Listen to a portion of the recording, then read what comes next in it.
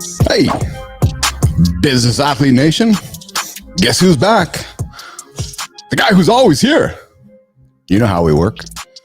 We're here Monday to Monday, 7 days a week. We go live, holding ourselves accountable and holding you accountable. And hey, I just read somewhere. I got about 12 seconds to hook you. All right, you still here? I know why you're here. You're here for this voice. You're here for the voice of my guest, and you're here to hang out with us today. Awesome, nerdy conversation coming up. Oh, yeah. You know how that chat we had a couple days ago, we were talking to that fellow who was selling lights, but he actually started his career selling F-18 fighters. So today we're talking to somebody in the sports tech side of the world. Fascinating stuff, isn't it? Sports tech, AI. You know, we've had Malcolm Lemons here in the lab last week. We had Jonathan Anastas here in the lab last week. We had Andrew Petcash here. And today we got Jason Siverson, I think it is. Jason the Green Room. I hope I'm pronouncing his last name right. Jason joins us from Sports Vizio, another sports tech firm. Cameras, basketball, AI, a lot of cool stuff. Jay comes from DARPA. So when I read that, he's from Boston. So don't hold that against him. I know all you Winnipeg Jet fans out there. We know how the standings look right now around the league. We know. We know. So we won't hold it to Jay that he's from Boston. He's a Bruins fan. But we also know how I feel about Boston. Love Boston. Love Beantown. Boston changed my life. So anybody from Boston's always welcome here in the lab. So Jay's joining us here in a couple of seconds. But before we go there, I asked you this yesterday. I'm going to ask you again because that's what we do here in the lab. Did you get your non-negotiables taken care of today? Mm-hmm. Even though it's in between Christmas and New Year's, I'm asking you because if you wrote down that resolution here about, 6 days ago, there's a chance you might be considering ending it. Don't. Keep it going. Turn the resolution into a transformation. And don't forget those non-negotiables. Right, guys? My athlete friends, my business leader friends, those non-negotiables are what get you to that next stage of your day. Right? So whether you're sitting there going, I haven't gone for my walk yet today, haven't gone for my lift yet today, haven't spent time with my kids, haven't spent time in my own head today. Do that. Trying to bring awareness. You know what we do here, right? We make suggestions, we make recommendations. You make the decisions. And there's one thing I'll leave you with today, guys, before we jump over to Jay. We learned something a couple weeks back. Schedule some time today to think. I know it's in between Christmas and New Year's and holiday season, and next week, perhaps the new year starts with kids going back to school. But don't be afraid to spend some time today just thinking in your own head. I'm leaving that out there for you to put out there to think about it and consider it and see where you go from there. So Jay's in the green room. We're going to bring him in. We're going to move the conversation over there and welcome Jay from Sports Vizio. Hey, Jay. How's it going, Keith? Good. How are you, man? Doing great. Awesome. You joined us from Boston today, as I said in the opener. Yeah, I'm technically in southern New Hampshire, about an hour outside the city, but most people don't know where New Hampshire is and the geography. So I'm like, it's Boston area. It's close enough. I'm in the city once a week, probably at least. I've been to New Hampshire. Okay, nice. Yeah, I've been to the racetrack. Oh, did you? Okay, yeah, that's about 40 minutes maybe from my house. Yeah. Actually, you have a race there. They have a program where you can jump in the car and have a pro driver do a lap with you, which was fun. But I after I sold my company, I bought a Z06 and actually tracked it down at a couple of racetracks. And driving the car yourself is way more fun than just sitting there when someone else drives. It's probably the most fun thing I've ever done. Isn't it true though? I've had some similar experiences in Vegas with supercars and yeah, I did one in Vegas too. Yeah, that was awesome. And it is weird when somebody else is driving you, right? Because you're like, okay, I don't feel like I'm in control, and this guy's in control. Yeah, it's more passive. It's more that you're watching it happen, but when you're driving, you're experiencing it more firsthand. Yes. It's a totally different thing. It really is. It really is. So you join us from New Hampshire. Let's set you up. I want my audience to care about you. I want the audience to go, okay, who's this Jay guy? Who's from Boston? Let's back you up. What's your story, Jay? Were you born, raised, bred from? And you said you sold your company. Let's set you up. I want you to set yourself up. Sure. Yeah, it's a story that I've learned is not as typical. You always think kind of your own life experience is probably similar to what other people go through, but I've learned it isn't as reflective. So I was born in northern New Jersey, right outside New York City. Dad was an immigrant from Norway, and his parents ended up going through Ellis Island, settling there. My mom was a child of Irish and Italian parents who married, which is common in that area. Yeah. Ended up some guy in a pickup truck tried to abduct one of our neighbors, a little girl, and she ran away. And he circled the block looking for her when I was 8, and I wanted to be a detective. So I saw the suspicious truck and actually memorized the license plate and thought it was super cool. I got to go to the police station and meet the detectives and tell them all about it. My parents were not as excited about the experience as I was for some reason. Yeah. And later that year, when they rolled out a program to voluntarily fingerprint children at the school, my parents were like, you know what? This is probably not where we're going to raise our kids. So they packed up, sold everything, and moved up to Maine in the middle of nowhere up on the ocean. My dad was a mechanical engineer working for the paper mills. And then they all started shutting down. All those jobs went to Canada or China, and ended up that part of Maine is just, if it's not tourism, it's pretty depressed. So we ended up, cutting frozen blocks of wood to have heat, and food stamps and heating assistance and welfare. Lost our house to the bank. Ended up homeless for a summer, living in someone's pop-up trailer in their backyard. He's selling like Christmas trees in the backyard in a parking lot, things like that, to try to. My wife literally yelled at me when we got married. She's like, "Why do your socks have holes in them?" I'm like, "Because I wear them." She's like, "No, they have multiple holes." I'm like, "Yeah, they're tube socks. You just rotate them until they fall apart." And she looks at me like, "Honey, you're not poor anymore. We're going to throw those away." I was like, "But that's so wasteful. There's all the sock to use." Yeah. It just didn't occur to me that was not what everyone did with their socks. I thought you just kind of get maximum utility out of out of your clothing. So I was fortunate to get a free ride for computer engineering at University of Maine, and did that for undergrad. Got a job at Lockheed Martin in their electronic warfare division in New Hampshire, and they had a cool program where you do a week-long leadership conference and rotations in the program every 6 months in different parts of the company. So I got to try out a bunch of really good hardcore engineering. In grad school, I went to Worcester Polytechnic Institute, Mass, but focused in electrical engineering, and specialized in security and cryptography, and started hacking the company network, which was fun. And would always tell the IT guys what I found, and stayed within the rules, but still led to several visits from the HR department to my desk telling me what I was not supposed to be doing, and some IT guys who thought I should be fired. But their bosses fortunately liked me, and were encouraging. That led to me starting a cyber warfare group inside the company, and paired up with an older gentleman who was getting the funding and kind of running the team. And we built it up to like 10, 20 people, got contracts from Air Force and NSA and DARPA and other places in my mid-20s. By the time I was 30, that's when I got recruited to go to DARPA as a program manager. So they brought me in to run a bunch of programs, ended up running 5 large programs and like 20 study contracts, totaling about $100 million in research programs when I was 30, which was really neat and not something I deserved. I was very fortunate to have that opportunity. And I think the HR person said I was the youngest PM they've ever hired, which again, I don't think it's because I'm anything special, but they were just desperate for people. There's not a lot of hacking is not really a 50-year-old sport, as opposed to like physics, which you can teach into old age because it hasn't really changed a whole lot. But that's really an area where getting someone close to the keyboard is still helpful. So you want that someone who's kind of grown up. In our generation too, like we're kind of the first crowd of people who grew up with a PC in the house. People before us were, not having a PC in the home. So yeah, neat experience, amazing experience, coolest place I've worked. And then that led to me starting my own company, Siege Technologies, which was a cyber warfare R&D company. So we did hacking phones and nation state weapon systems, and researching how to reverse engineer drones and harden systems so they can't be reverse engineered. We did a lot of work in modeling cybersecurity risk. How do you quantify like the probability of a cyber attack being successful, and build mathematical models, run experiments and simulations and tests to try to figure that out, in addition to just hardcore hacking kind of work. We did $1 million in revenue the first full year we were running, 2010, and I sold the company in 2016 to a private equity-backed firm for kind of an 8-digit exit. Yeah. My wife and I are both Christians. We really felt strongly about kind of using that to make a difference. So we took enough to live on, and we donated the rest to a charitable foundation. Wow. We set up. So I retired in 2019, took over as chairman of the board, chief investment officer of the foundation, and started investing into different tech companies with a hope that we can grow the assets of the foundation faster than we give it away.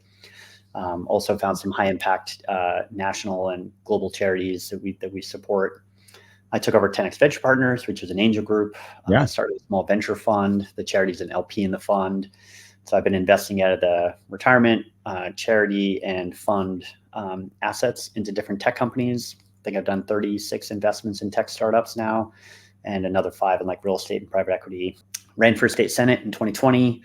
Lost by 3% to the incumbent, which I was totally fine with. I did that out of a sense of moral civil obligation, duty, as opposed to something I was super excited about, because I'm a hacker engineer guy, and politics is not really my bag. But the whole thing, if you're not willing to run or vote, then you can't really complain about the candidates that are out there. And then after that, I was kind of thinking about what to do next. Had this idea for a startup company to do AI and computer vision for sports, and started the company called Sports Vizio in it'll be 3 years this spring, 2021. And we hired our CTO is a colleague of mine at DARPA. He ran a $200 million portfolio of AI programs. Our AI lead was chief scientist for BA Systems North America, had a 180-person AI department. It's like a 30-year vet. And I put $500,000 in, raised some $6 million, I think, at venture capital, most recently from Sapphire Ventures out of their $180 million sports tech fund. And the goal is to use AI computer vision to automatically create stats, video highlights, analytics for sports in a process that's done very manually today. Companies like Huddle and Synergy have thousands of employees overseas doing it manually, and we're trying to use software to do that. And that speeds up the delivery and cuts the costs dramatically. And then my goal is to take whatever I make from the company and then donate that back into the charity or other nonprofit causes, and use this kind of as like a mission-oriented thing. That's also fun and interesting. I love sports. I've been playing basketball for about 30 years. I've coached for over a decade. My kids all play. So with that, I'll stop talking. Excuse me for a moment. So Nation, I'm not sure what you've done today or in your life, but go back and listen to the last 3 minutes. Because if you want to be inspired, go back and listen to Jason's story. Excuse me, Jason. Wow, where do we go from there, man? That's incredible. That history is where do we start? So where do we unpack everything? I don't think we've scheduled enough time for myself or my audience to dig into what we all really want to ask about and all the nerdiness that I want to get out of my head. But let's go back to the detective. Let's go back to chasing that license plate, because that's what strikes me. That's where you became the hacker, wasn't it? Really? Because that's the simplest of that's the simplest of hacking, isn't it, Jay? Yeah, I used to want to be a detective as a kid. I think partially inspired by that experience. And I remember my mom, when I was somewhere in my like preteens, like 12-ish, and she was like, "Honey, you're not big enough to be a police officer. Like, they're big. They tend to be over 6 feet, like 200 pounds." Yeah. I was like 120 pounds, dripping wet as a scrawny high schooler, 5'10". And she's like, and they don't really value like math and science, and like, it tends to be a lot of like paperwork and boring stuff. Like, you probably should do something where you can really use your brain to make a difference. And I was like, what? Little did she know. I started looking, you start seeing cops. I'm like, oh yeah, they are usually like 50 to 100 pounds heavier than I am. And I gained some weight. I'm a little bigger now, but I'm still not a huge guy. And so I ended up, my favorite story I will share that on this topic that I think you'll enjoy. I had the privilege of, when I was at Lockheed, which became BAE, we were at this exercise at San Clemente Island, which is an island off the coast of San Diego that the Navy owns, and they do ordnance testing there and explosive testing. Yeah. And I was demoing a hacking project, because I was running that team. Lockheed had sold our group to BAE. We're out there demoing at this thing called Silent Hammer. It's an information operations exercise. And we were showing this cool research project the company had done where we could hack Wi-Fi surveillance cameras. And we could intercept the video feed and do the James Bond speed Ocean's 11 thing where we like intercept the feed. We actually overlay the timestamp and record. So the Navy SEALs wanted to show that they could breach a port surveillance building. And so they had a surveillance camera set up facing the waves or crashing at the beach where the door is. And we showed we could intercept the camera, overlay the timestamp, and inject it back in. So guys could walk up to the door, open the door, and never show up in the camera feed. And even though it looked like a live feed. And so the guy from the Navy SEALs comes over and he's like, yeah, welcome to my mobile skiff. We're standing outdoors, not in a skiff. And he's like, have you ever heard of DevGru? I'm like, no. This is like mid 2000s. It's like SEAL Team 6? I'm like, no. He's like, well, we're this elite team of operators. We do cyber stuff. And how'd you like to come work for us? I was like, I don't know. That'd be kind of cool. It's like, we got this group in Virginia. Would love to, love you to consider that. And So he told me some information about the position, and Yeah. I looked it up, and I didn't end up taking that job, but that's always one of those doors, the path not taken, that I always wonder like how that would have altered my trajectory.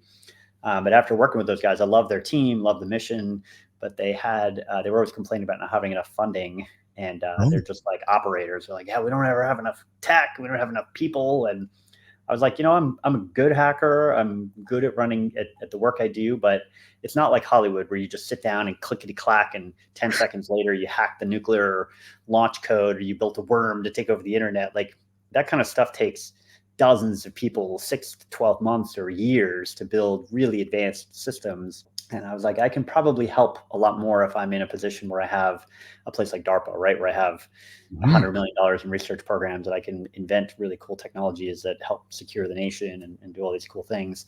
Then I can, as a single keyboard warrior, even a super cool group like that. So yeah, anyway, neat story that I didn't end up doing the detective thing, but almost did end up joining, an operator group. Well, and SEAL Team 6 was the team that took out bin Laden. Am I correct? Yeah. Yep. Yeah. So when you say you intercept that feed, like that's movie stuff. When you watch movies and you're like, okay, there's nothing happening. For sure. There. Yeah. And that's the stuff My that wife hates and loves watching those kind of movies with me, because I'm always like, that's not realistic. Or like some of the ones that are kind of crazier technology, she'll be like, that's not possible. I'm like, no, honey, that totally is possible. Like really video ones, I'm like, I've literally done that. I mean, some of the phone stuff and some of the things you see on TV is actually conservative. Like you could actually do a lot more than they show. Hollywood is creative at some of the things, and certainly takes liberties with reality. But there are times where there's actually so much more you can be doing that they don't even realize from a technology perspective. Yes. Oh man, Jay, my head right now, I don't have enough sticky notes in it, because right now I'm thinking Pegasus and NSO group. I'm thinking Israel. I'm thinking I got a lot of questions for you. But before I do that, I really want to understand. You said as you were growing up, it was chopping wood for the fire. It was family was trying to make ends meet. And I can appreciate that. I can really appreciate that and respect what your family went through. But Jay, somewhere along there, you had access to computer equipment and time in your own head and time to start playing around and messing around and becoming that hacker. Let's go there. Like, let's help me understand where that fell into your life, where you discovered your first keyboard, where you discovered DOS. And you're like, oh, I'm actually pretty good at this. And then where did your family go? Oh, honey, yeah, our son's pretty good at this stuff. Let's go buy him a TRS-80. Let's have him start hacking out on the keyboard there and see what he can do. Take me and my audience to that point in your life where you discovered that you were good at this, Jay. Yeah, it was surprisingly late. I think I was a late bloomer on a few things, but we always had a computer in the house because my dad was an engineer, so he was an early adopter. We had a IBM PC Junior when they first came out, and I was 6 or something. And so we used it just to play games, but I'd use DOS to play Zork and all those old text-based games. Yeah. And so just very comfortable with a computer, watching my dad. He didn't spend a lot of time with my brother and I playing games or doing stuff. So if I wanted to spend time with him, I'd go sit next to him and he'd be playing Zork, and I'd sit next to him and kind of give him some tips, or he'd be working, and was just very comfortable around computers. But really had no idea what this computer engineering field was, and had never written code. I'd never hacked anything, had never programmed before going to college. So freshman year was a little challenging because I'd never done any of that stuff, but still had no interest in security, because even at the university, you had admin access to everything. They didn't really have security. There were no permissions. It wasn't really till I was 22 and I was at the big corporate environment, Lockheed Martin, and I get my first desktop, and they're like, you have user privileges. So, blah, blah, blah. And I'm like, what does that mean? I'm like, can I install programs? And like, no, you have to get permission. I'm like, whoa, what do you mean I have to get permission? Like, I'm a coder. I could write a freaking program on here. And so literally the first thing I hacked was to do my job. It was, 3 weeks into the job, and they have this lockdown system, which I'm like, well, that's ridiculous. I'm like, what do I have to do to get admin? Well, like, well, you got to talk to this guy. I'm like, okay, we're going to do that. So I ended up getting admin on my own system. But then there was a software license that we needed. I think it was MATLAB or some tool like that. Mm-hmm. And they have this authentication system from a company called Seagate, called Wingate, that allowed you to like control licenses. So like they could track what users were using what. Yeah. And the guy, the company had authorized a license to use this tool, but the person who controlled the Seagate, Wingate licensing system was on vacation for a week. And I'm sitting around and I'm like, I need this to do my job. My boss like, well, Bob is out on travel this week, so we can't get access to it till Bob gets back. I'm like, but I'm allowed to, right? I'm authorized. He's like, yeah, you just can't get access to it unless you know a way to get access to it. And I'm like, unless you know let a me way. go poke around. I started going through the system. I'm like, there's their permission. I can see the executables. I can see all the stuff. How does this work? I started reverse engineering, and I figured out a way to bypass the licensing system so I could install it that day and start doing my job. And then when he showed up, the license caught up later on and officially, and that was it. That switched the light bulb. I'm like, okay, so hacking could be allowed and important for me to do my job. Mm-hmm. And so I just started exploring. I was on this big 4,000 person corporate network. So I just started finding stuff. I started doing like the old net send where you could like type on the command line and it would send a message that looked like the system popped up a message to like some of the young employees, a couple of young women who I was friends with. And I'd be like, you have committed a security violation. Please stand by and personnel will be by shortly. And they'd be a couple of cubicles over like, what happened? What did I do? Just like pranking people. And then I'm finding stuff like a password stored in the registry. I'm like, what's this for? And turned out I could get local admin. I would go into a classified area and it turned out it worked in there too.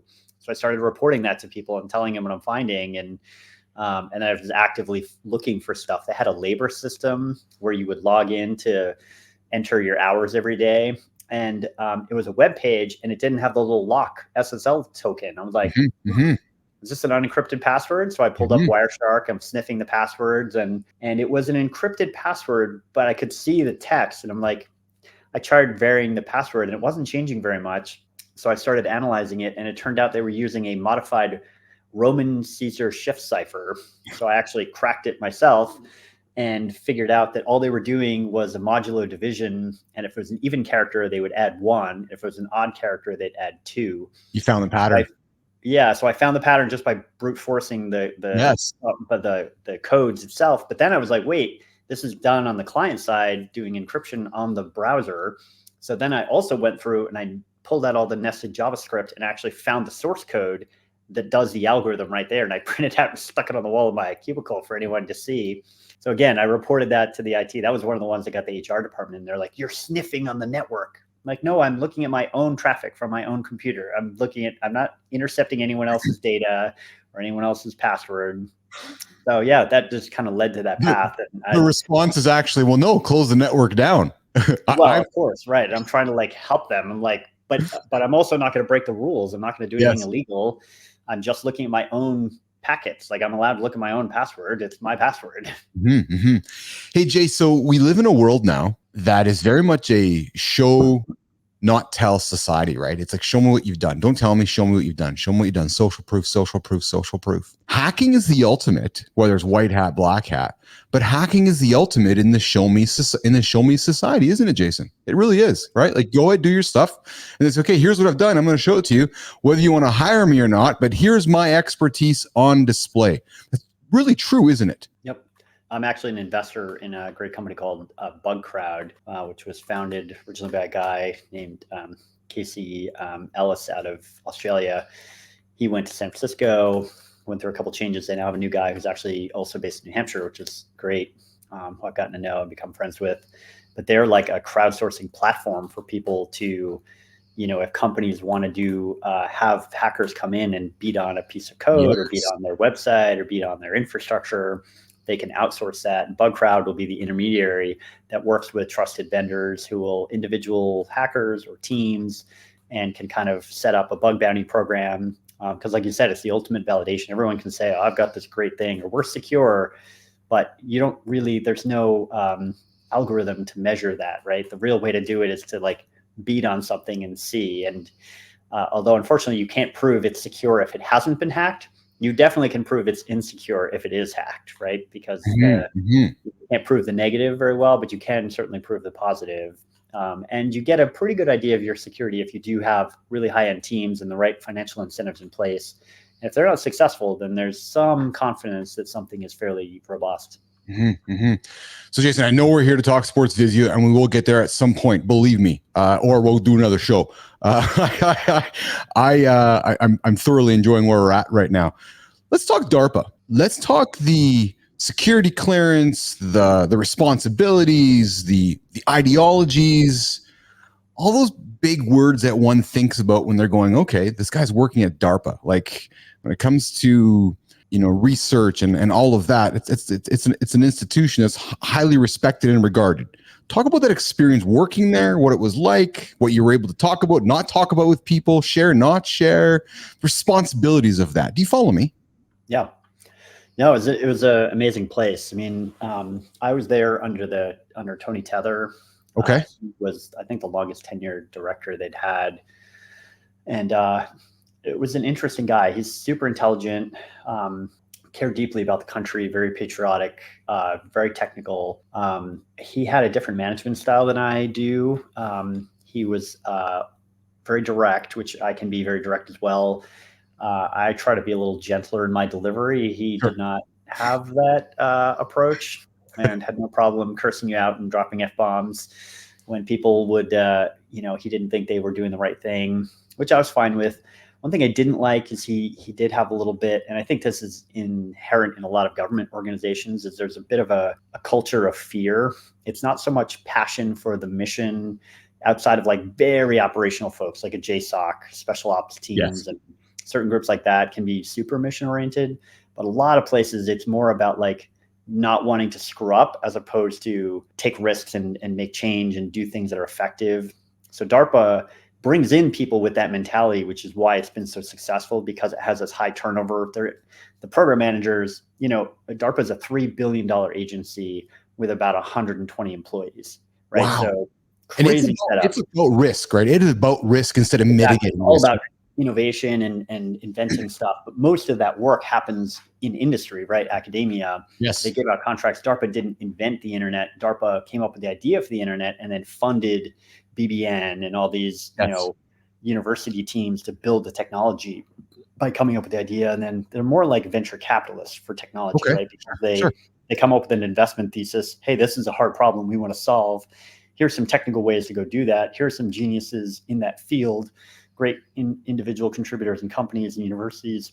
I'm going to put out this research project and then see who wants to come up. And I'm going to pick the best ideas and I'm going to put backing behind that and put 10, 20, 30, 50, $100 million behind this problem and then see where it goes and help shepherd that to completion.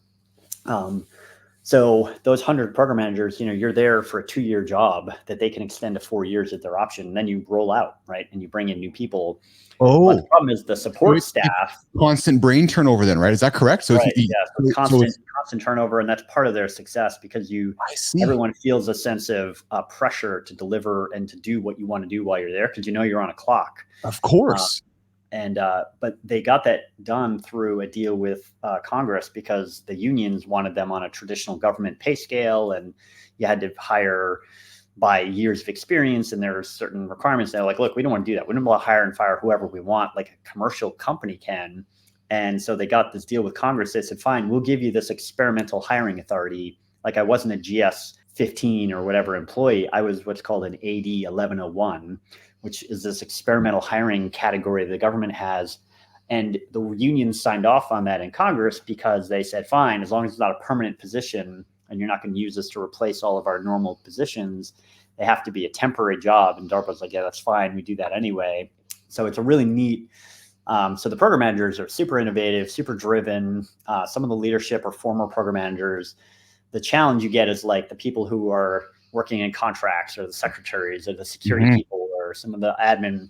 They're much more like traditional government folks. Even if they're contractors, they're still like, well, how might this get me in trouble? How might this cause problems? And it took me a while to figure out that political side because I was all naive, bright-eyed, this young guy. And I'm like, we're going to do great things, change the world. I didn't think about, I would say, hey, I got this hard problem, this risky new thing we're trying to do. And they'd be like, whoa, how do I get this off my plate? It took me a while to start to figure out the way you get things done inside of a political organization like that. Is like, hey, this is a important project. The director's looking down on whoever stops it from happening. Like if you use that to motivate people, I'm like, I was Well, and then you thrilled still to have be there, but I also didn't mind leaving because I'm not a guy who likes thinking about politics and how to navigate bureaucracy and how to convince people to get stuff done. Being a CEO or an investor is a much more fun Yes. spot because you can just, all right, this is what we're going to go do. Let's go do Yes. it. Work with great people and not have to spend so much time and energy like navigating the process, which they unfortunately had a little bit of. But again, I've heard everyone say it's so much better than everywhere else. And I have nothing but, amazing things about so many of the people I work with were some of the best and brightest in the country. Well, that's what I wonder, Jason, was how bureaucratic and how political was it, right? Where you have hundreds of smart, ambitious, probably a lot of type A people who are like, we're going to solve the world's biggest problems. And then there's somebody standing in front of you saying, oh, hold on, I'm a human being and I'm kind of feeling lazy today. So let's really talk about this. Yeah. Right? Like So you had those challenges, and I could tell a lot of stories about battles between, some of the a colleague of mine who had recruited me there. He had a bunch of classified programs and constant battles between him and the guy who ran security, who was always saying, no, you can't do that. You got to do it this way. And he would just throw this guy under the bus constantly. And that guy ended up hating my guts when I came in. And I didn't understand that. Again, I was young. I was barely 30 and didn't understand why he kept giving me a hard time and trying to like undercut me on stuff. And finally I figured out, I was like, oh, this other guy who recruited me has been backstabbing him and making him look bad at every turn. And I was recruited by him. So of course he's like transferring his dislike onto me and thinks I'm going to be the same way, instead of realizing like I'm not going to do that to him and I'm going to try to work with him. So those dynamics were constant, but a lot of egos, people would joke, especially in the cyber area, all the people outside of it were like, oh yeah, we all know those cyber guys. They're a bunch of like big ego guys. And, but you have to have ego kind of a mentality. Because if you're going to solve big problems, you have to have ego. I don't care what that's genius. Yeah, I mean, you have to have self-confidence. You have to be great at your job.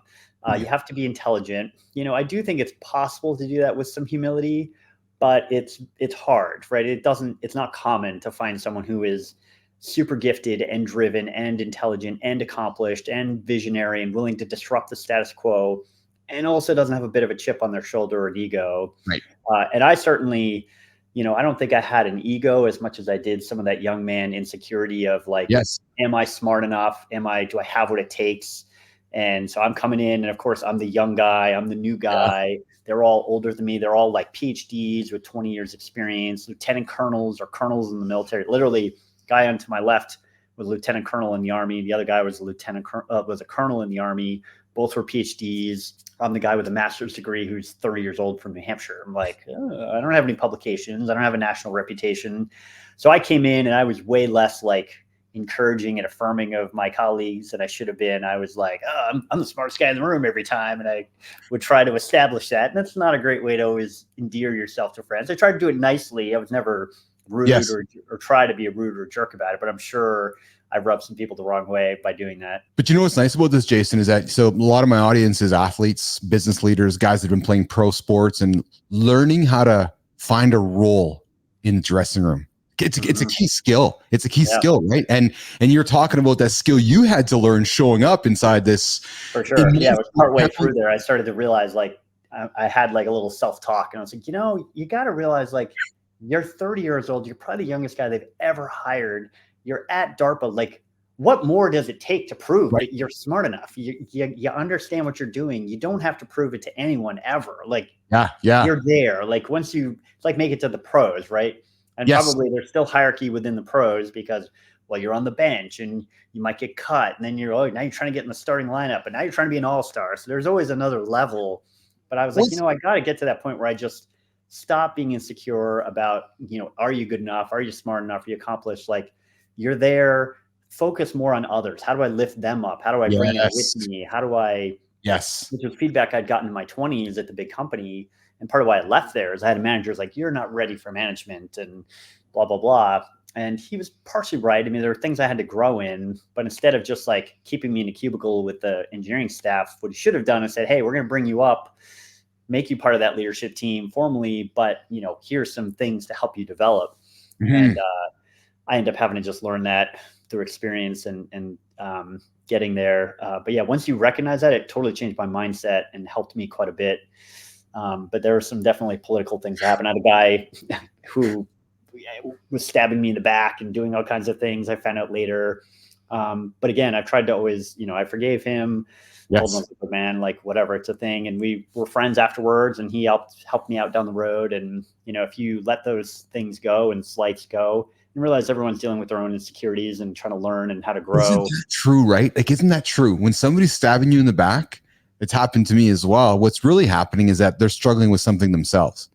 And I found out later that the director had literally busted this guy's chops and says, hey, Tim, why is it every time you come into your slides, you have all this like jokes on your slides, and Jason comes in and his stuff is really technical. Right. Like, it's like, your parent telling your sister, like, well, why is she always pretty? And you're always the one who's like, going to hiking, like, but she's always getting asked to dances. Like, how do you think someone's going to feel if your parent says that kind of thing? So of course I find out this guy is like, bad mouthing me to people. I'm like, oh, well, then later on, I found out that kind of dynamic was happening. Like, okay, yeah, that explains it better. He's not a jerk, but he was feeling insecure. I'm the new guy. I'm kind of threatening him. I'm the smart, hot, young guy. So now he feels like he's got to defend his turf or whatever. Was there? It's unfortunate, but good things can still happen, and you can still build good relationships. But I definitely learned a lot, both how the sausage is made, but also about myself and how organizations and those kind of dynamics can play out. Did somebody have to pull you aside and kick you in the rear end, kick you in the ass? I know that I've had a few people in my life pull me aside and say, hey man, you're kind of being a jerk right now. Like, oh, right. Thanks for that kick in the ass. And sometimes we need that as human beings. I didn't get that overt, but I had some gentle, this guy, Brian Eschenbrenner, who is the head of security for DARPA. He's now like a vice president at Microsoft and has just had a really cool career. He did a great job trying to take me a little too late. It was kind of on the tail half of my time there. But giving me some really good tips he was just excellent, understanding all the political intricacies, how to handle things, made some outside introductions for me that really helped me with some of my projects. My stuff was very complicated because it was like all classified.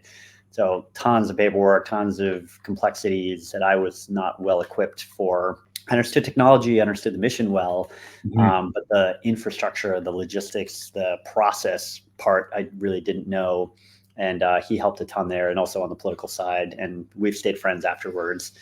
But yeah, I think that's so important. And I wish I'd thought about that much more early on, because it would have made it a much smoother process. You've mentioned mission a few times, and I've never really, when I think of missions, I think of missions from a military perspective, going into the theater, right? Yet, when I'm hearing you speak of a mission, it's very differently when you're working in a technical or I guess technical infrastructure, because our mission is this. It's happening over these period of days, but it's defined differently. You know what I'm trying to say? Yeah. I mean, I think it's kind of like, it's more about, it's maybe a synonym for like purpose. Yes, like of course. Reason d'etre or whatever. It's like why do you exist? What are you trying to do? And I think we all have a mission individually as people, as companies, as organizations. They all have a purpose. I work in a lot of nonprofits, and they all have a mission and a purpose. Even companies should have a mission and goal. Of course. It's much more explicit in the military organizations, which is refreshing. But I also see that certainly in some of the nonprofits can be very good at that, of like laser focused. Like I'm on the board of the National Center on Sexual Exploitation.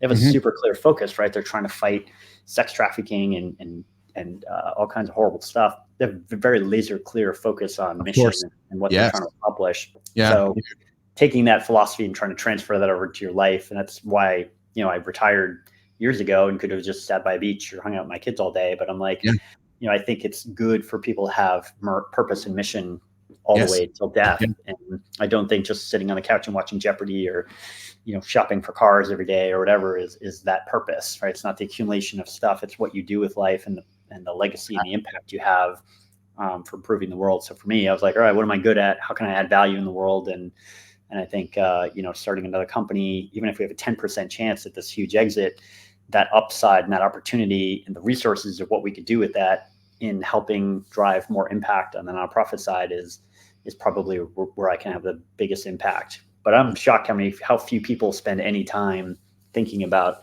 why do they exist? Where are they going? Where do they want to be? How do they make a difference in the world? What are they good at? What are they passionate about? It's just amazing to me. Well, Jason, I talk about in the lab here, my own philosophy of which is really the idea of the next step, right? Everything we do has a next step, yet so many of us as humans, and I fail at this often too, which is recognizing that, sometimes I miss the next step. For example, after we talk today, the next step should be, well, okay, I'm going to set up a contact and I'm going to reach out to Jay in a couple of weeks and just stay in touch, right? Because if we don't make that conscious next step, then we never reconnect, right? Or it's like, okay, I went on a date with my wife. I'm going to set the next date up with my wife. Okay. You know what I mean? So it's that idea of always looking forward, so you're never caught standing still. You know what I mean? For sure. And to me, it's linked to mission and purpose, right? So Jay, you have a lot of knowledge around technology, AI. You've had an entire career around that space. I don't want to say dumb it down. Let's bring this to the audience around these devices we carry in our pockets, and what you know about them, and what the word and what I mean by that is that you hear about the NSO group in Israel. You hear about these Pegasus hacking tools. You hear about people going, yeah, people can listen in on my phone all the time. No, they can't listen in on the phone. Like, when you look at these devices, your kids have them. Snowden did his thing a number of years ago. When you sit back as a human being right now and you look at technology around you, does it make you nervous or does it excite you? It definitely excites me. I think there's plenty of things in the world to be afraid of, but people spying on you is not one of those things to lose any sleep over currently. If you're a normal person, right? If you're a human rights activist in Saudi Arabia, if you're, working with the Uyghur population in China, if you're operating anywhere in Syria or Iraq, sure, you should be very concerned about spying and your phone and things like that. But if you're a normal person who just has a job and kids and a job, and hanging out with your friends, like, no one's hacking your iPhone or your Android phone. If they're modern and patched and up to date, you're fine. Because I've seen the market. Like, I used to get catalogs of exploits from people and see prices, and dealt with people who bought and sold those capabilities. And I think the public data I've seen recently, and buying an exploit for an iPhone is north of $1 million now. So expand on that. When you say that, a government or an agency or I guess a police agency can go to an operator and say, okay, I want to buy that exploit, it's $1 million, which would then give me access to any iPhone on the planet. Am I correct? Generally, yeah. I wouldn't say any, but most, yeah, because it depends on the delivery type. Like, some exploits have to be, right. It's like a website that you have to trick them into going to. So, like, can you get them to go to that web page? Some of them, just recently, there's a hack that's been going around where they could send an iMessage, and it was unobserved, and it went right into your phone, and it was some like hardware centric thing that was undocumented that someone had discovered or leaked or embedded in there. Nobody knows.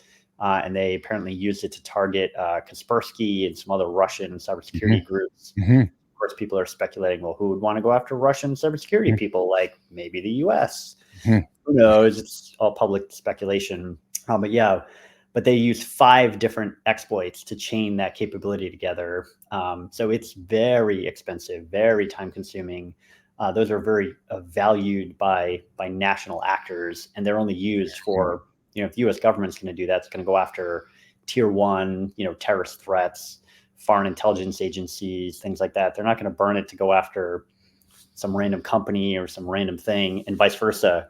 Mafia criminal groups don't have access. They don't have the money for that. They're going to just crappy campaigns. So if you're stupid and you click every link you ever get, and you download every app you see on the internet and install things, you're going to have a problem, because criminal groups will own your system.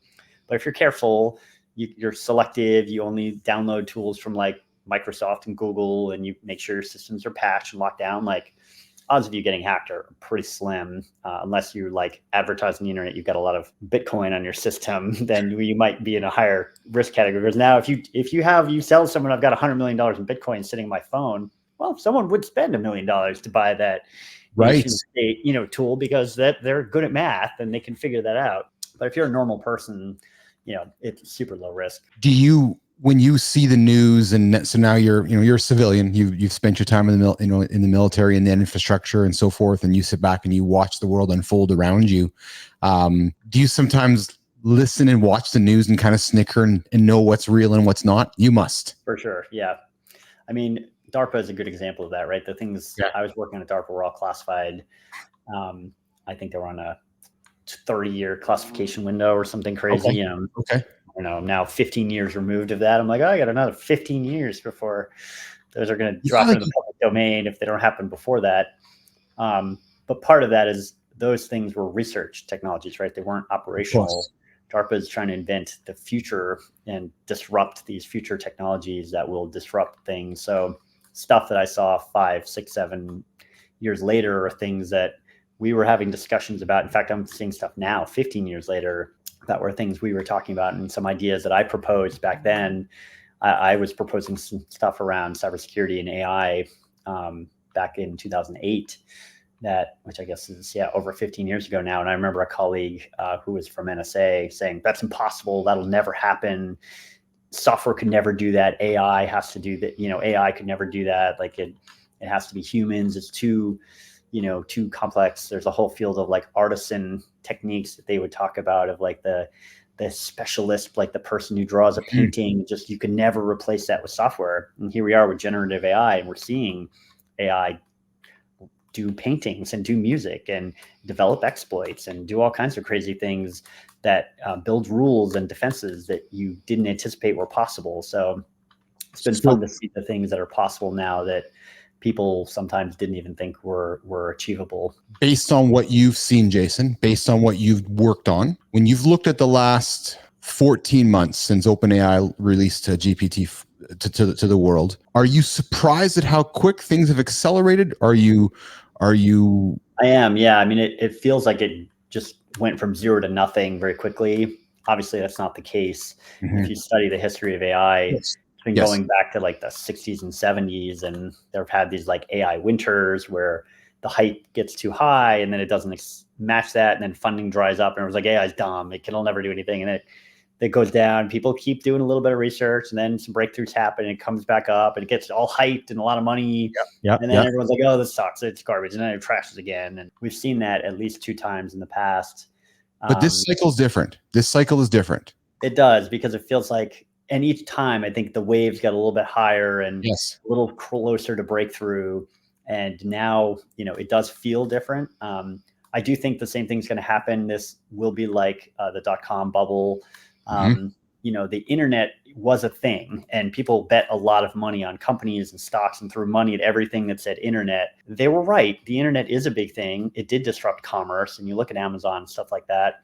But at the same time, pets.com was not really a $500 million investment. I was just going to say, how about pets.com? Yeah, I was thinking the exact same one. There is a lot of hype, and we're going to see that with AI, and there will be a crash because there's just so many dollars chasing so few great ideas that, there's going to be a bit of overhype and overfunding, and then it'll be a leveling, and everyone's like, oh yeah, there's a little bit of hype, and AI, generative AI is a thing, but it's not going to disrupt everything. It's just going to be a niche.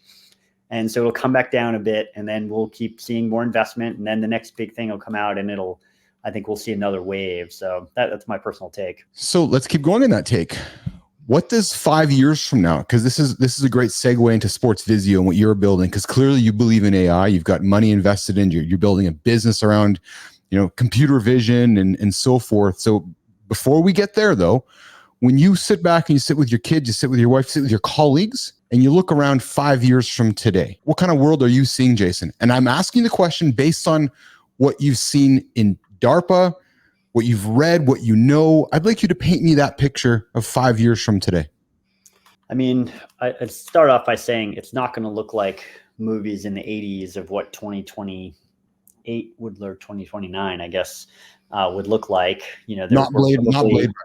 Not going to be flying cars everywhere. It's not going to be robots doing everything. I think there's some pithy quote, which I can't remember, but it's something like, innovation can be sudden and quick, but mass adoption is slow, or I can't remember, I'm butchering the quote, but basically this idea that just because we prove something's possible, and which DARPA, that's kind of their modus operandi, right? Mhm. Is disruptive innovation, but they don't build products, right? They just prove what's capable. Someone Mhm. else has to bring that to market. And I think if you look at things like everything from cell phones to satellites to cars, everything else, like the time between the first example of something being possible and doable and mass production and mass adoption can often be significant historically. Because people are slow to change. Demographics, older people don't want to change. Middle-aged people don't want to change. Young people, I mean, how many people complain when Facebook tweaks their UI? There's all this drama. So I do think I'm seeing, as an investor, I look at the tech field, guys building humanoid robots and household Mhm. robots to wash your dishes and self-driving cars and flying cars and jet suits and all these cool things. Like a lot of that stuff is actually possible today, but we're just not going to see the mass adoption of those things. So the world as you drive around is going to look a lot like it does today. Still going to be trees, still going to have wooden houses. We're not going to have polymer, self-modifying, nano machine-built houses and things like that with monorails everywhere. But those things will exist, and they will be trickling out of major cities, places like the UAE. They're investing, billions of dollars in modernizing infrastructure. Parts, random little city states that are forming in Central America or some innovative pockets. But especially in cities in the US, they're going to be slow because they have regulations and we ban that and you can't roll that out here. So I think a lot of the viscerally, we won't see a lot of the transformation that's happening behind the scenes. But if you pay attention, there will be a compounding transformative effect, in particularly driven by AI around robotics, automation, white collar jobs going away, businesses that are created like Sports Vizio that are using AI in interesting and advanced ways. It's gonna be a lot of crap, right? A lot of people can just get on and create a bot to do something, and now they think they have a business. Like you don't really have a moat or a barrier to entry or something unique. You might have a neat feature that you could take advantage of. But also, I think the ability for AI to write code is going to be really interesting for allowing more and more people to build more and more complex systems very rapidly, which will compound on that knowledge economy and that growth of innovation that we see. So I'm super excited about what's going to happen, but also mildly depressed at how slow like medical and, the two biggest fields, if I could see change, would be like the FDA and built like cities around regulation, because they're so resistant to change. Healthcare, look at like regulations around healthcare, cities, and like buildings and infrastructure and drugs and things like that. Like there's so much cool stuff that could happen, but those things take 5 years as like a start point to get to a first trial of a thing. So we could have amazing transformative technologies out there, but until the regulatory regimes catch up, it's going to be really slow to actually change people's lives.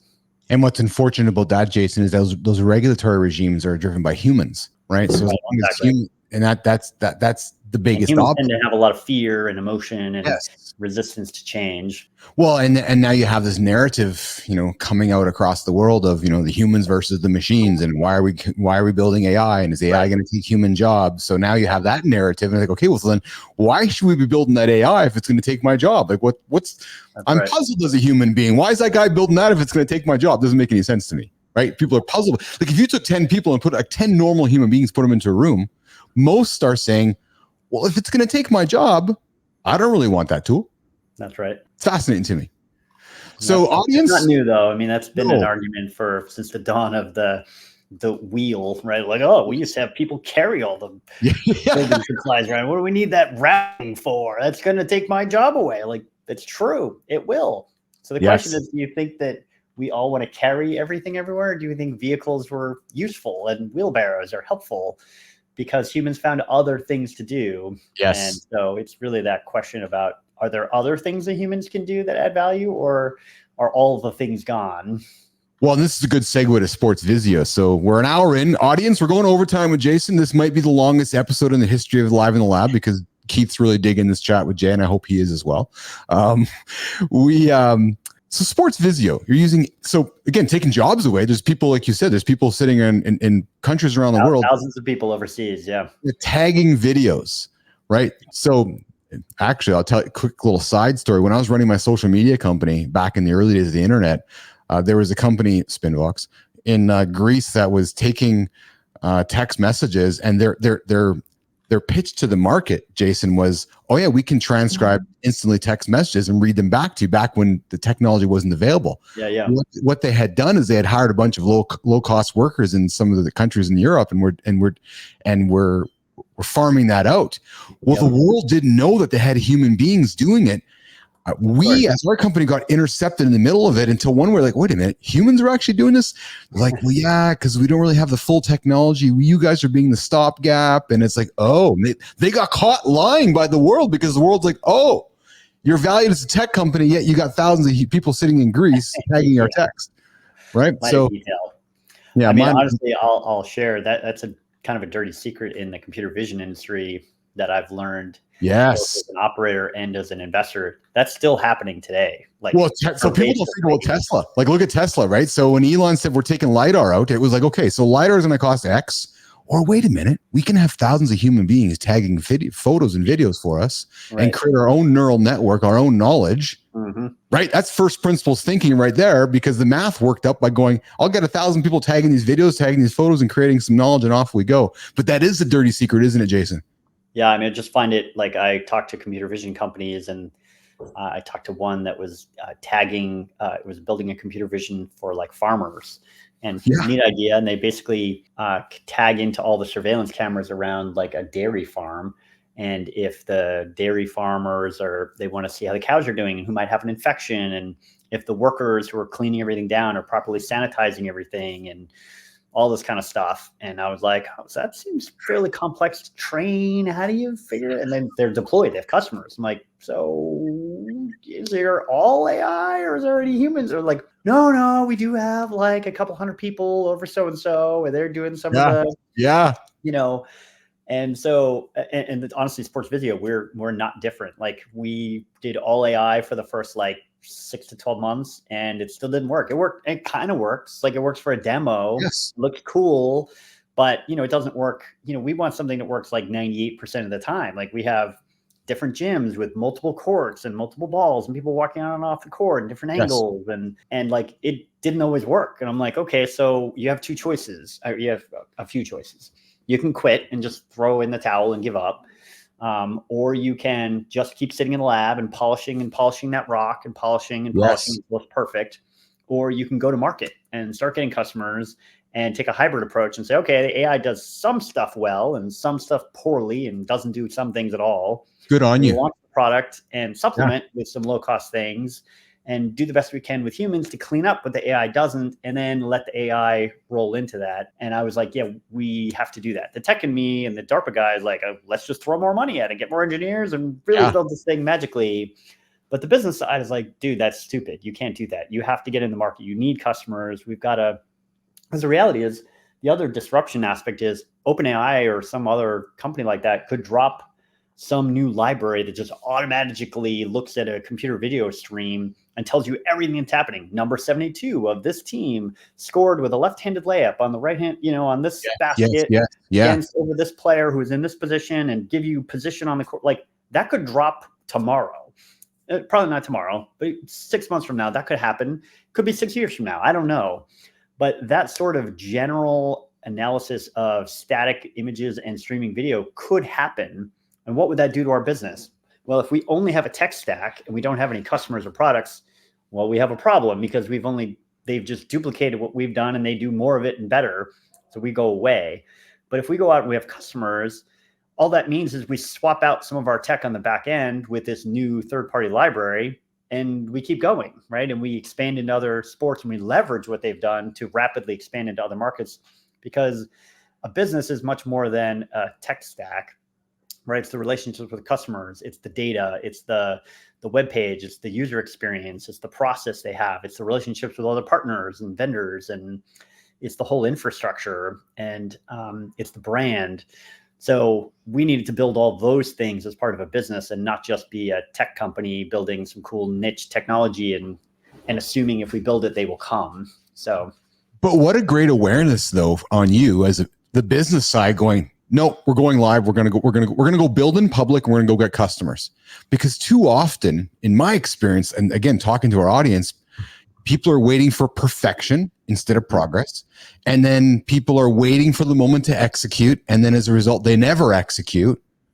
Right. So, hence when I started the lab, I used the lab as a metaphor for a reason, Jason, because in a lab, you attempt, you experiment, and you're allowed to fail. Right. So, and when you're allowed to fail, what do? You try again. Right. So yeah, you iterate. So I love the idea of building in public. So when I was learning about sports Vizio, and now what you just said confirms for me, which is no, here we go, guys. Here's what we're up to. And so let's tell the audience. So sports Vizio uses computer vision to analyze, and it's basketball right now, right, Jay? Is it basketball primarily? Right. Yep. Yeah. So basketball games, not professional though, am I correct? Like amateur sport, right? Amateur basketball? I mean, it'll be basically everything other than the NBA and top 100, top like D1 programs. So D2, D3, pro clubs, but overseas, maybe that don't have, because pro means for something very different in Europe than it does in the US. I love the promotion model because they're pros all the way down. The pro team could have 12-year-olds playing on the pro franchise because they have this promotion model, right? So they might sign up actually at the top because they want to ripple it all the way down through their program because they have this tight cohesion from the top of their leagues all the way down to the bottom, which we just don't have in the US. So there is a little bit of this, though, isn't it? Like it's funny though, because you read like I do. Like sports tech is going so fast, and NIL has changed everything on the amateur side of things. Like the idea of pro is moving down the hierarchy, isn't it? Like kids turning pro at 13 or 14, and they're working their way up to the corporate pro leagues. That I think is the future, Jason. Yep.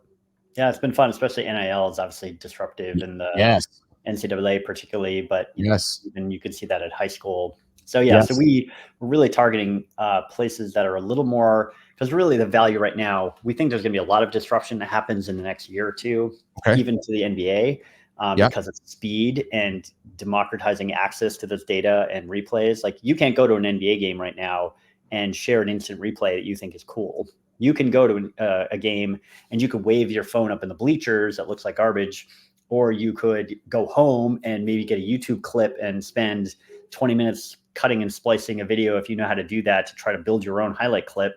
Or you can monitor social media feeds for whatever their team puts out, that end of the game buzzer, that big dunk that swung the momentum, but maybe that subtle behind the back pass from your favorite player that led to a play that you want to send to a team you're coaching or to your buddy. You can't just grab that clip. But with our technology, you get every clip from every stat. And so every assist, block, steal, rebound, turnover, we create a highlight clip for. And eventually that AI is going to be real time, right? That's the vision, is it's 10 seconds after the play, you're getting all that right on your phone. So once that happens, that we will target every market. But for now, the AI is taking 5 to 8 hours to run the systems. We have multiple GPUs running in the cloud, processing all the engines, and we haven't optimized it all yet. We think we can get to real time. There's no theoretical reason we can't. But right now, we're just trying to get the darn thing working reliably for all the cases and all the scenarios we have. And we're working on another sport, which we're going to launch this year. And then we'll have a second sport the year after that added on. So we'll be up to 3 by next year, which we're excited about. So yeah, the focus is basketball, basically D2 college and down, and overseas programs. And we're actually working on a deal with a very large national fitness chain that has 100 basketball sites with leagues, competitive leagues. They're going to roll us out nationally, that they verbally committed to. We just went through all their compliance. So we're excited about that. We just signed Duncan Robinson as a NBA player who plays for the Heat, who's going to be an advisor and share stuff with his network. So excited to, we're trying to think, again, I'm an engineer hacker guy. I'm not a marketing branding guy. So I'm trying to think through in the sports world, which is a little new to me. I've been a participant as a player and coach, but now as a business person, trying to learn, the relationships, how the go-to-market strategy and all that. We're still figuring that out as we go. Yeah. Ooh, so I'm familiar with Huddle because my son plays hockey, and we get all his shifts and we look at his shifts and we analyze his shifts. His coach looks at his shifts. Now you're talking about the same thing on the basketball side of things. Am I correct? That's right. Yeah, Huddle is definitely a competitor of ours, and they charge about $50+ per game for their kind of. They have thousands of employees overseas in Nepal. Another place they use third-party contractors. They have some staff, and turn those around in 24 hours or so.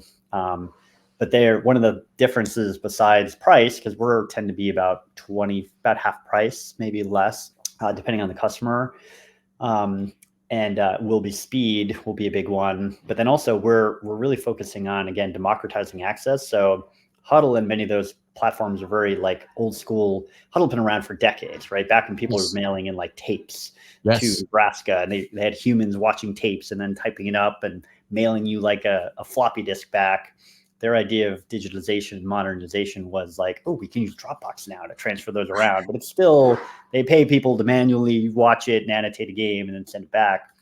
We're like trying to be mobile first. So you get all the data, right here on your phone. Like everyone gets it. All the parents, the players, the coaches, sure, if a particular coach might want to lock some things down, they can do that.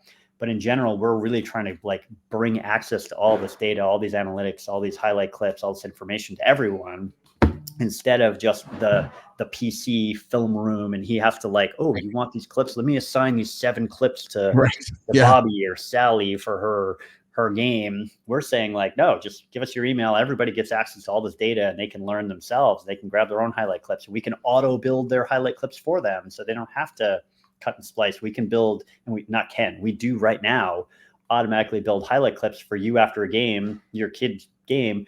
We show you, we can compile all the highlight clip plays into a highlight clip that you can generate and share on social media automatically. Like it's all created for you. So are your customers like me? So my kid plays basketball. Am I your customer, or are you targeting my team? Yeah, so we try to target the team. Like we're fine. We will help parents. The big concern I have is just the economics, right? It's a bit of a tragedy, the commons problem, in that, it's not cheap. So it's, $20-25 a game total. So if you have both teams, if you sign like a men's league, well, now it's both teams are splitting that cost. Right. So it's like $1.50 per player per game. But if one person is paying the whole cost, like, well, that kind of sucks. Like if you got sold the company for a lot of money, maybe you're like, whatever, I don't care. It's $500 for the year. Like, sure.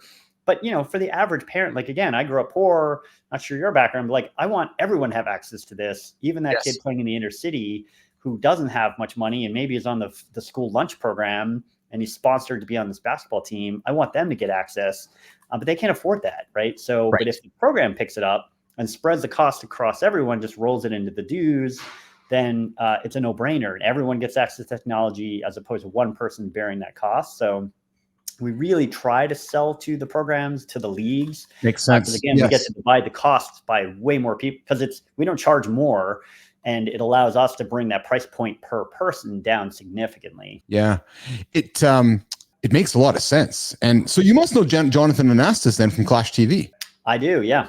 Yeah, so Jonathan was on last week. Solid guy. Thoroughly enjoyed my conversation with Jonathan. Really enjoyed getting to know him. And really, I've been doing the lab here. And so my kid plays hockey, so Flow Sports. So I associate with the hockey world, right? I'm talking to Jonathan and I'm saying, okay, so Jonathan's doing the street basketball thing. And it's really easy to start. It's easy to start seeing the direction of tomorrow's sports. When you start seeing guys like Jonathan, the stuff that you're doing, right? It's quite fascinating to me and quite interesting to me. And, the way that all this data, to your point, is becoming democratized, right? For everyone to have access to. Right. Yeah. Yeah, so, I think you had Andrew Petcash on. I was the first guest on his podcast. And you mentioned Malcolm Lemons. I saw in your clip, and he's been sending me some deals in the industry as well. So I'm starting to learn who the players are in these different communities. And, you guys play a key role in like connecting a lot of the parts, because, it's very easy to be insular in your own little bubble, building your own product or company, or as an athlete, or as a founder, as a whatever, as a stadium owner, whatever you're doing. But, some of the communities that that are connecting everyone together, Andrew's made a bunch of connection sauce. He actually now is on the venture side. He just invested in Sports Vizio, which I gave him that opportunity. We had a little allocation left in that round that Sapphire did.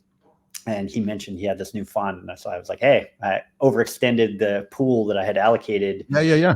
And I was like, if you want it, you can have it. And loved working with you. And he'd been helpful before that. And he was like, yeah, let's do it. So That's awesome. It's been really fun to see the intersection and the opportunities you have when you're in that connecting business to add value in more ways than historically people thought about.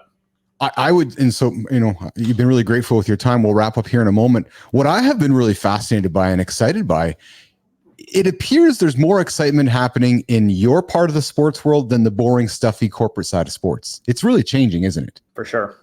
Yeah. Like sports is really changing, where you have that corporate, stuffy, Amazon buying the rights, watch the NFL game on Amazon Sunday, it's predictable. It's just going back to the old days of linear TV, right?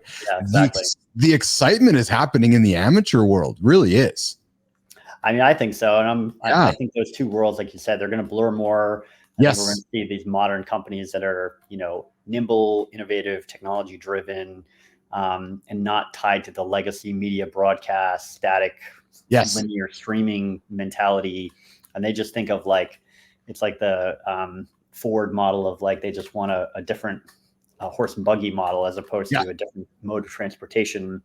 It's really kind of what I think some of the new companies are thinking about, is how do we change those models? I mean, what does sport look like in a future of robotics, right? People are talking about, what about AI participants in sports or robotic games, different ways of experiencing it with VR and AR. And there's some really cool companies that are looking at, the NBA, to their credit, did that experiment where they had the VR experience where you could. I think that's going to be the Apple killer app. I'm bullish. Here's Keith's prediction.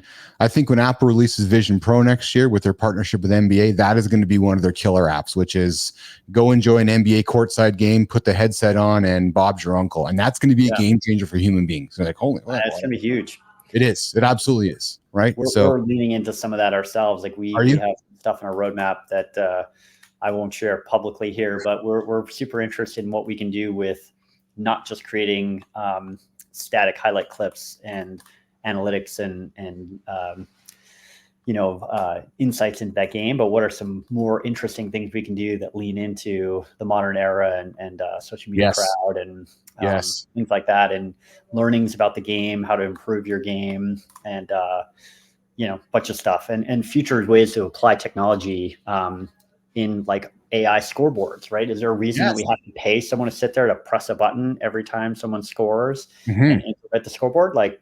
My thesis is no, I don't think you have to do that. I think we could remove that job, getting back to our earlier theme, so that poor hourly worker who's sitting there yes, I'll watch, I'll do the game and get paid $15-20 an hour. I think we can take that away and make that a fully automated process, and do a bunch of other things as well. Well, what's fascinating to me too, Jason, is what do some of tomorrow's sports facilities look like?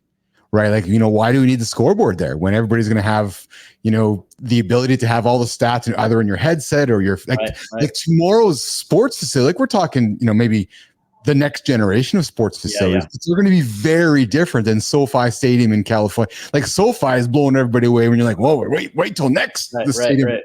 You know what I mean? That shit blows me away, frankly. So, Jason, you've been really grateful with your time. I know that I could probably talk to you all day, but I'm not going to. I'm going to be grateful and respectful and wrap this up. Is there anything that I did not ask you about that you want to put on the table that the audience needs to know about? How to find you? I got to crack a joke on your behalf. So everybody in the audience, don't go to LinkedIn to try to befriend Jason, because he's not going to befriend you, because he gets inundated with people trying to befriend him. But if you're a member of the lab, because now Jason's an honorary member of the lab, there's probably a good likelihood you're going to connect with Jay. So you become a member of the lab, you go to inside.bapl.ai, you're going to get special access to Jay. So to connect with Jay, you got to come through Daddy over here. You got to come through Keith. You got to come to inside.bapl.ai. And I'm saying all joking aside, but you can find Jason on LinkedIn. You can find Jason on sportsvizio.com. But Jay, what does the audience need to know that I haven't talked about today? Yeah, I would just extend. I mean, I'm active on LinkedIn, and people are free to follow me there. So anything I post, I try to share publicly. Of course. People want to engage in a discussion there, have at it. And, if you do want to talk, get an intro from someone, just be like, hey, I would love to talk to Jason.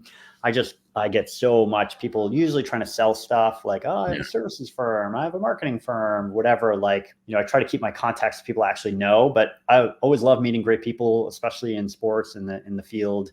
I'm on Twitter, I guess now X, and public messages there. You can DM me there. Not hard to find me or even my email. People have managed to find those. But again, it's not hard. There's enough folks like Keith, like Andrew Petcash, like others that it's not hard to get an intro if you're doing anything in this field, and always love connecting with people that are doing interesting things and have the pleasure of working on both sides as still an active investor and a founder. I can usually find and someone who's a player. I still play in a men's league. We just won our championship a couple of weeks ago, which I'm still pretty pumped about. I'm hanging with the young guys. I am, to be fair, the worst player on the team, but I did architect the squad and recruit a bunch of heavy hitters, and I get to pass them the ball and they do their thing. And I hit half my 3-pointers when I get a chance, and that's my job. I get to touch on a lot of points in sports, which is super fun. That's awesome. Hey, Jason, there's nothing wrong with being the smartest guy in the room and then hiring everybody else around you and then empowering them.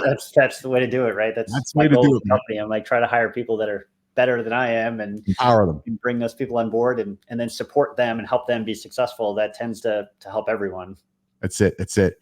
Hey, man, what an awesome conversation. I have thoroughly enjoyed it today. I want to thank you for being here with me. Same here. Yeah. I really enjoyed, love the questions and kudos to you. You're more well-read and versatile on a lot of these topics than I was expecting. So really enjoyed it. I've been on, I think, 5 or 6 podcasts, maybe 6 or 7 now. And this is definitely one of the more interesting and wide-ranging ones that I've been part of. So I really appreciate it and look forward to seeing what's next and staying in touch. Awesome. I appreciate that. Thank you. So I'm going to go stick in the green room for a second. I'm going to say goodbye to the audience and come back and walk you out. All right. All right. Sounds good. Okay, hang tight. We're going to do this. We're going to play some of this. I'm going to hit that button there. And to my audience watching, you guys like, okay, here he goes again. Yeah, that's it. And right. I got to get the buttons better here so they're closer so I'm not all over the place. What a great chat with Jason. Thoroughly enjoyed the cat. And actually, I think we got a comment here too. Yeah. So J. Joshua Penner, I don't know who Joshua was. Joshua was a former guest. He's a mayor, one of my first politicians. He shout out here today. Well done running for office. We didn't even dig into that. Another show. We got to talk about running for office in the United States. We didn't talk about the election, Jason. We didn't talk about the AI generated election coming up. Oh man, we got a lot of stuff to come. Hey, audience, we're going to invite Jay back. This might be Keith's favorite guest. Sorry to every other guest. Sorry. I'm sorry to everybody else. But this might have been my favorite conversation because it just hit selfishly, all of my points. So I'll leave it there, guys. Have a great day today. We'll see you tomorrow. I'm dropping something in the inbox later today, which, you guys will see it. Tune in, 6 o'clock in your inbox. You know how to get stuff from us, inside.bapl.ai. And if you want to connect to Jason Siverson, go find him on LinkedIn. Go find him through me. Go check out sportsvizio.com. And we'll leave it there. So I'm going to get out of here. We'll see you guys tomorrow live in the lab. And we'll see you then. So I'm going to hit this button and leave.